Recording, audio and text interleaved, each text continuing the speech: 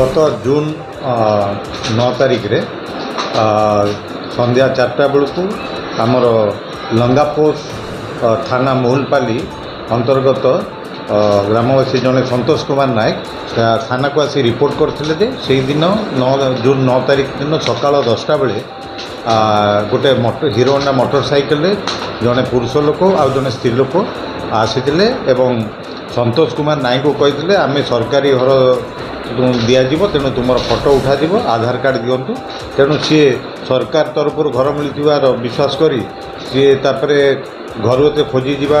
दुजन मध्य जड़े कहले आम जेहतु नहीं आसु कौटी रखी ना आटाच रखी सी जाकि आटाच खोली नहीं आसिकी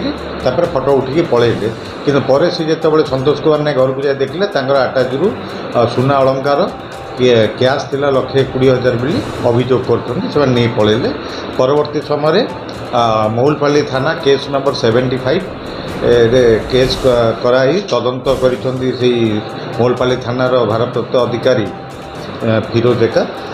तो घटनार तदंत समय गोटे स्पेशल टीम गठन कराइला आमर फिरोज एका जे वाइस अच्छे सी अन्य अफिसर को लेकर गतकाली राति विभिन्न जगह चढ़ाऊ करते आज भोर सकाळू उक्त घटनार संपृक्त थिबा पुरुष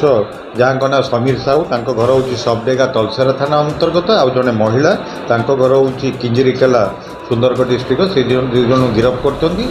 कर आमर जो चोरी होता सुना अलंकार जबत हो कैश भी जबत हो आज से गिरफ्त कर कोर्ट चालान कराई अधिक तदंत चली जना पड़ी से ओडिशार सुंदरगढ़ जिला और आखापाखा जिले में से प्रकार ठकई कर बहुत क्राइम कर तदंत चली।